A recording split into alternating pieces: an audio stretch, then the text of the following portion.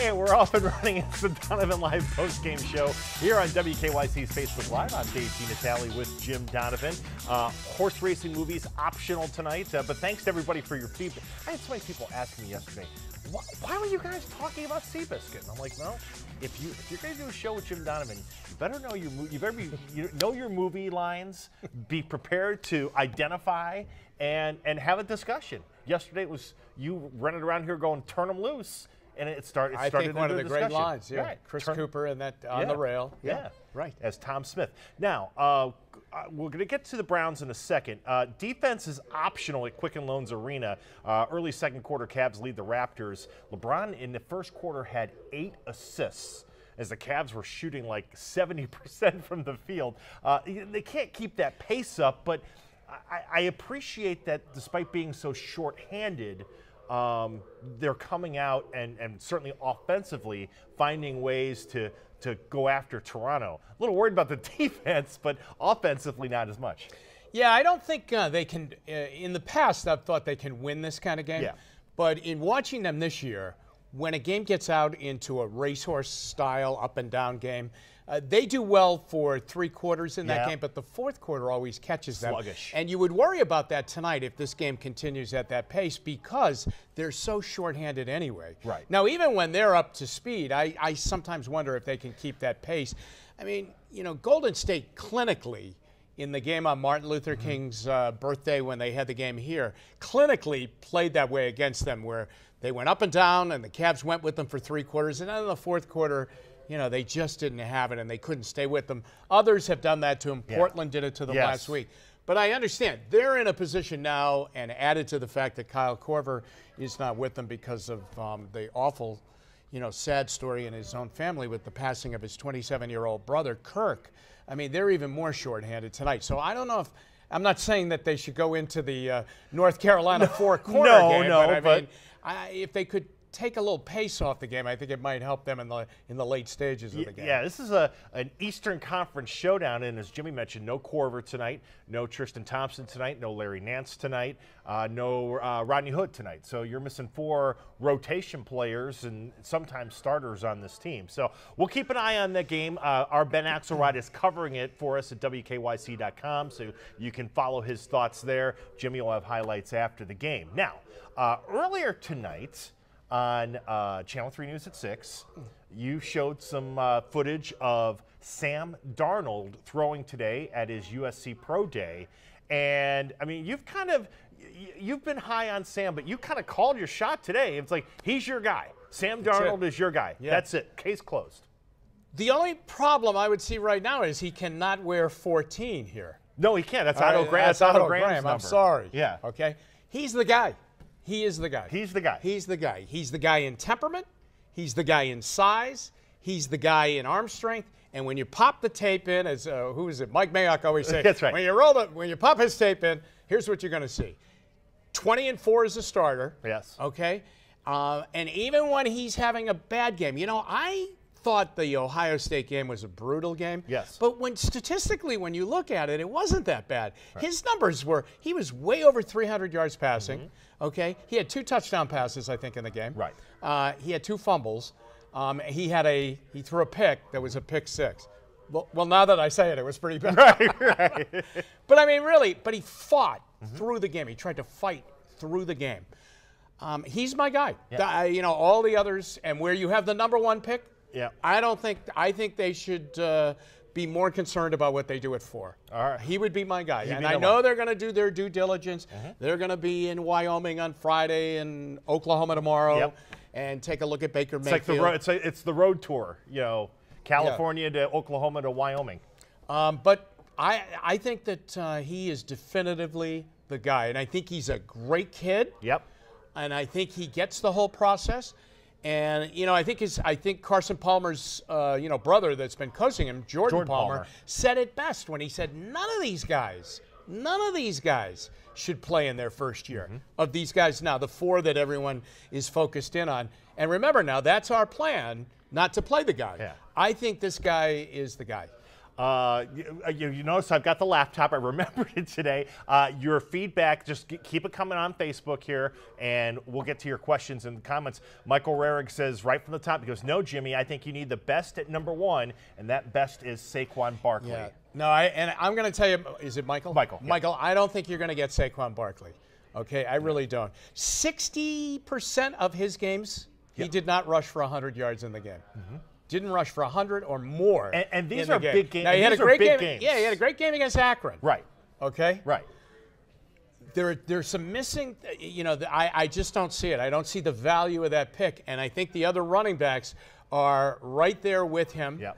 Okay, and I don't care about the bench press. I don't care about the bench press.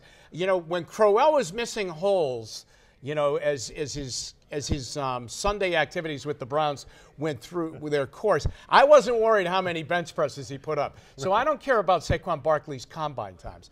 I think that at number 4, first of all, at number 1, you got to get a quarterback here. I mean, why do we keep missing here by not addressing the major problem, and that is we don't have a quarterback. Yeah, we have Myles Garrett, but we have to get a quarterback here or we're not going to go anywhere. And it doesn't matter how many picks you have and what rounds you have multiple picks in. You have to get a quarterback. That's why you're at number 1. Right. And I mean, let's roll back the tape a couple of years. Now, the Browns tried to get a quarterback in 2014. We know how that worked out. Manziel, disaster. In 2016, they opted not to trade up to number 1 to get Jared Goff. They ended up trading out of 2. At the time, holding 2 and then trading out of 2, going all the way down to 15 and bypassing Carson Wentz, who, as we've noted, would have been the most valuable player in the NFL had he played an entire season. For an absolutely ridiculous reason that we thought that we were going to reinvent Robert Griffin III. Right. I mean, and that's one. Do we have to hold Hugh Jackson's feet to the fire on that one? Yes. Yeah, definitely. Yeah. And then the Browns could have drafted. They could have drafted Mitch Trubisky, the local kid. They didn't want to. They wanted Garrett at 1. That was pretty much applauded by everybody. That Garrett was the best player, impact defensive player. Fine, but Deshaun Watson was sitting there. The Browns opted to trade out of that pick to move down. They bypassed Watson and ultimately drafted Kaiser, who's no longer on the team. At some point, you got to. At some point, you just got to do it, right? You have to get a quarterback. Okay, you really do. In fact, they may not be done at quarterback. They may take the quarterback at 1, and I've already told you who I would take, and they may do it again later on in the draft, or when the draft is over, they may go get one of these quasi-veteran NFL quarterbacks. To back up Taylor. Yeah, because if Taylor gets hurt, if Taylor gets hurt, and remember he's a running quarterback, if he gets injured, well, now you're back into the same old problem, right? You would be putting this kid in, let's say it's Darnold. Right. You would be putting Darnold in just like you did with Kaiser, and I think you want to avoid that. Okay, so I'm sorry. I know you're at number 1. You'd like to get instant gratification, but you have to get a quarterback here. I mean, it's been killing them since 1999. Now, as you put it, that instant gratification, that's where holding firm at 4 and not trading down, because at this point, again, we talked about this last night, the Browns have 2 options with 4. You either take the best player available, right, or you're going to trade down. I mean, you're not going to trade. I don't think they're going to trade up. They're going to trade down. And the problem is, if you're going to put Sam Darnold in that do not open until 2019 gift box, then fans are going to want a significant contribution from the player at 4. Absolutely. Well, I'm all for that. And I still don't think. I'm just telling you what I think they are going to do and what they're not going to do. And I don't think they're going to take Saquon Barkley, even if he's there at 4. Yeah. Now, we can debate that, but I just don't think they're going to do it. I think that they feel they can get value at running back later in the draft. Now, not much later, probably in the 2nd round. Right. But I think that they don't feel that there is that much of a difference between all of the running backs that somebody would lead the class to the point. I don't think they feel he is Ezekiel Elliott or Leonard Fournette. Right. He is what they call a bounce runner.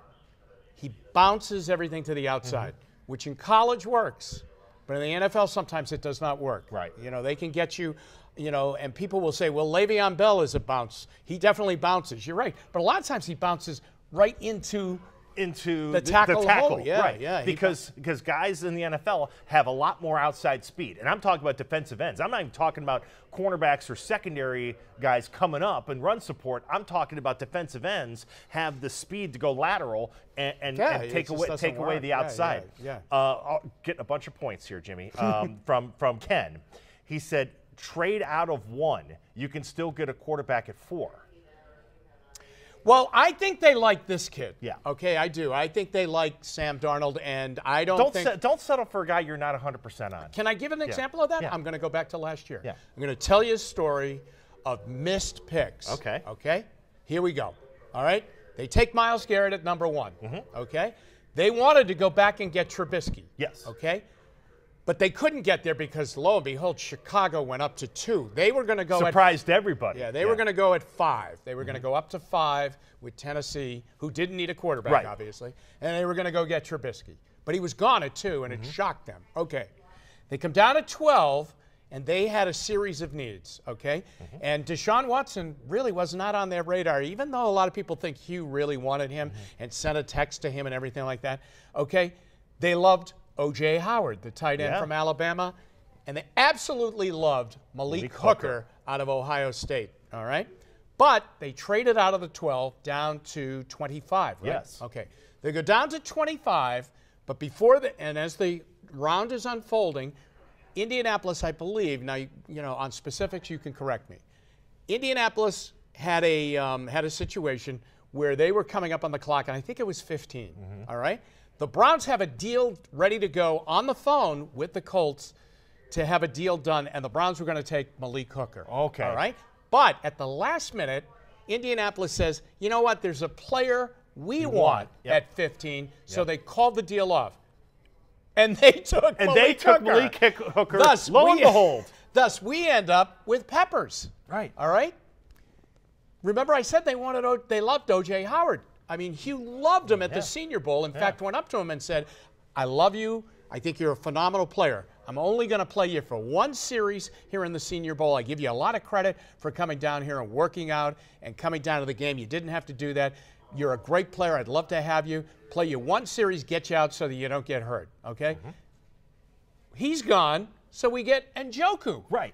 You get your set. You got to get the players you want. Yeah. So what you're saying, just to put a overall, you're saying the Browns, in that way, the way the 2017 draft worked out, they got maybe their 2nd or 3rd choice at quarterback. You know, they wanted Trubisky, but settled for Kaiser. Right. They loved Hooker, but settled for Peppers. They loved O.J. Howard, but settled for Njoku. There you go. That gets you to 0-16. Yeah. We're getting also, let's see, Dorsey knows best. Jeff says take the quarterback at 1. Somebody, I apologize. The comments are coming so fast. I missed one in here, but somebody had a good point about no quarterback. Chris's point is that no quarterback is worth the first pick if you're not going to play him. That's Chris's point. So why not just take the best player in the draft if you're not going to play the QB in year 1?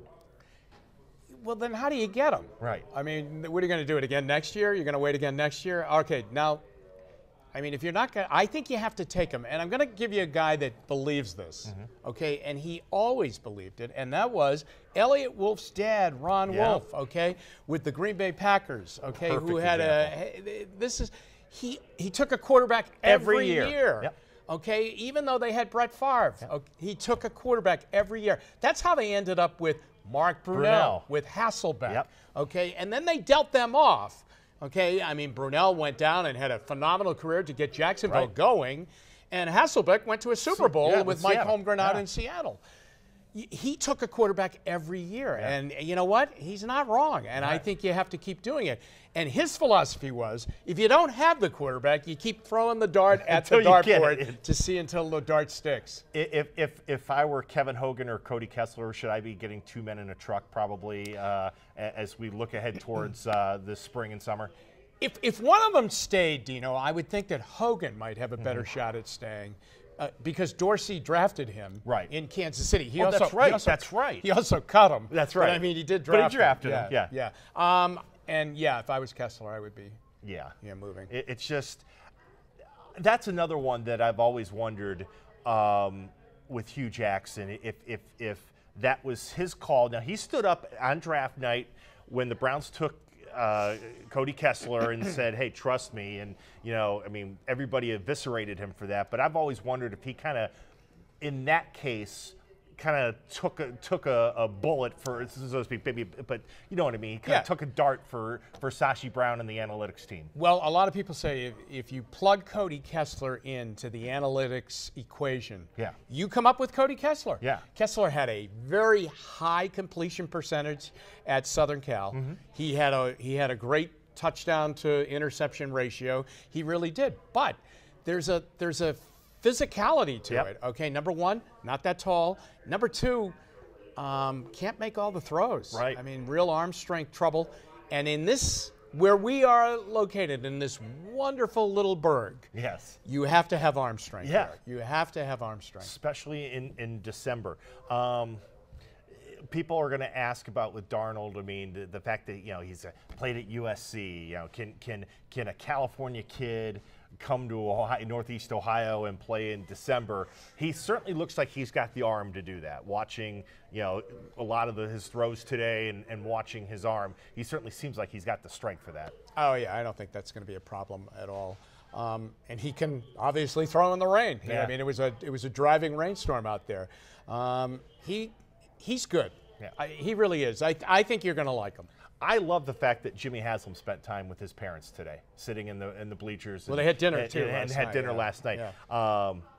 To me, that was maybe when I saw that today, I'm like, wow. Not only hey, listen, the owner understands this kid that I'm about to draft, whoever it is going to be the face of my franchise, and hopefully he'll be the guy for like the next 10 years. It's the Joe Thomas thing. You pick your quarterback and let him go for the next 10 years, and you really want to know everything you can about this kid, and sitting and talking to the parents is a good way to do it. Yeah, absolutely. There are jobs on the line here. Oh, yeah. Okay? I mean, the head coach, his job is going to be on the line. John Dorsey's reputation. Absolutely. And, can he get it done? That's going to be on the line. This kid will have a lot in his hands in the way of futures and people's futures. Yeah. Not only his own, but everybody else's future with the Cleveland Browns. That's how important a position it is. That's why the Manziel thing was so poorly nasty, handled. It was just nasty. It had a bad film on it. It just had, and you know what? It had a bad film on it right away. Right from the moment he walked out on stage and did the money thing, and then that night partied his tail off.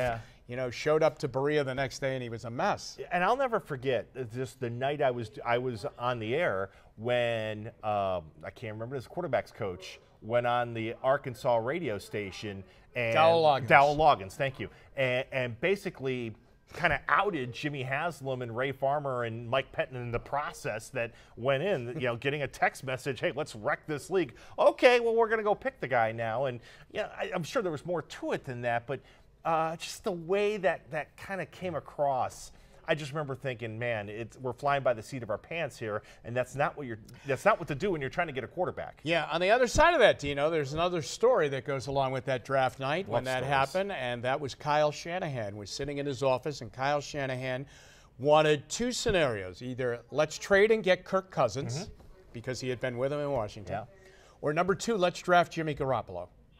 Okay? Yeah. And they didn't do either, and they took Manziel, and he got up out of his office.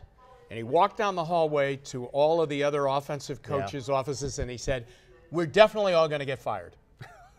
He left. He knew, yeah.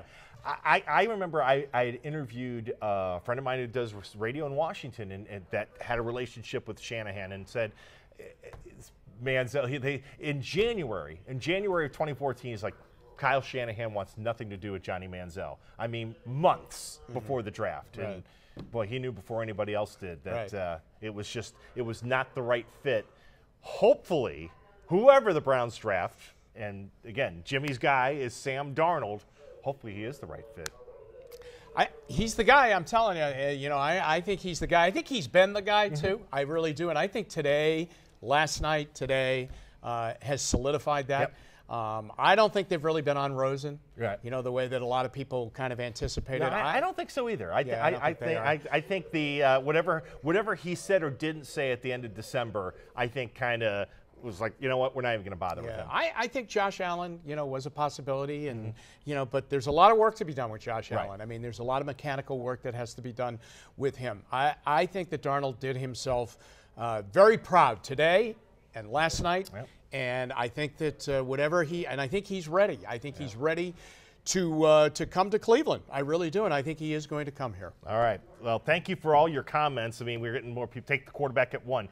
In Dorsey, we trust. Got a lot of those points coming in after this. So, but again, the point is that Jimmy called his shot that, hey, Sam Darnold is his guy. And I think we're about where are we? Almost a month away from this thing, from the draft. And April 26th. April 26th. Yeah, so April 26th. 35 days from now, Sam Darnold may very well be the guy for the Cleveland Browns. Jimmy, as always, great stuff, my friend. Thank you very much. Again, if you haven't watched Seabiscuit, go home and watch it, or rent it, Netflix it. It's still good. It's the preferred movie this week. Is it on Netflix? Would it be on Netflix? I don't know if it's right now. It is great movie. But go, find it. It's worth it.